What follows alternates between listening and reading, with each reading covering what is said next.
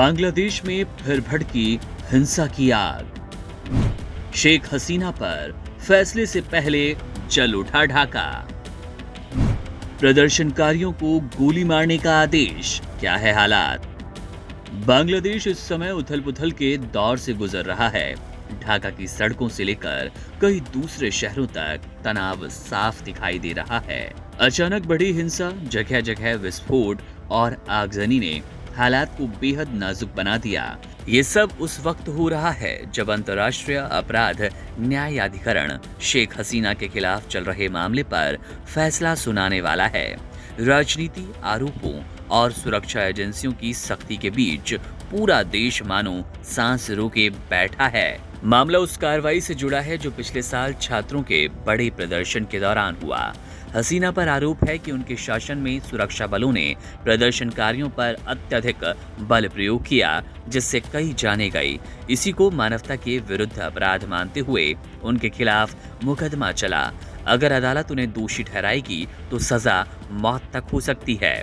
हसीना लगातार कहती आई कि यह आरोप राजनीतिक बदले का हिस्सा है और उन्होंने कभी किसी पर गोली चलाने या हिंसा कराने का आदेश नहीं दिया।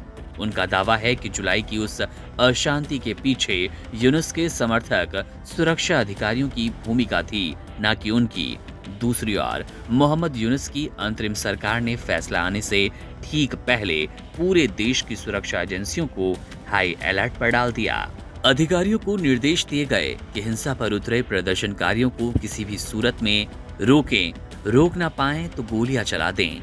यही आदेश माहौल को और भड़का रहा है। ढाका में पिछले कुछ दिनों में कई घटनाएं हुई जिन्होंने जनता की बेचैनी बढ़ा दी। कारवां बाजार इलाके में हुए देसी बम विस्फोट ने इलाके में अफरा तफरी मचा दी। हालांकि कोई घायल नहीं हुआ। इसके बाद पुलिस स्टेशन परिसर में खड़ी बसों में आग लगा दी गई। कचरा डंपिंग साइट को निशाना बनाया गया। देर रात अंतरिम सरकारी सलाहकार सैयदा रिजवाना हसन के घर के बाहर 2 देसी बम फटने से घटना ने सुरक्षा व्यवस्था पर कड़े सवाल खड़े किए। हिंसा बढ़ने के बीच हसीना ने रविवार रात सोशल मीडिया पर एक ऑडियो संदेश जारी किया। उन्होंने अपनी पार्टी आवामी लीग के समर्थकों से कहा कि वे सरकारी प्रतिबंधों से डरे नहीं और विरोध जारी रखें। उन्होंने दावा किया कि फैसले से वे चिंतित नहीं हैं और लोगों के हक के लिए लड़ती रहेंगी। इन घटनाओं की वजह से अंदेशा लगाया जा रहा है कि फैसला आने के बाद राजनीतिक संघर्ष गहराएगा। ढाका में लगातार बढ़ रही हिंसा, पुलिस की सख्ती और दोनों पक्षों के बीच आरोप प्रत्यारोप ने देश के लिए अस्थिरता का नया अध्याय खोल दिया। पूरा बांग्लादेश अब इस फैसले का इंतजार कर रहा है, जिसका असर सिर्फ राजनीति तक सीमित नहीं रहने वाला, बल्कि देश के भविष्य को नई दिशा देगा। Subscribe to One India and never miss an update. Download the One India app now.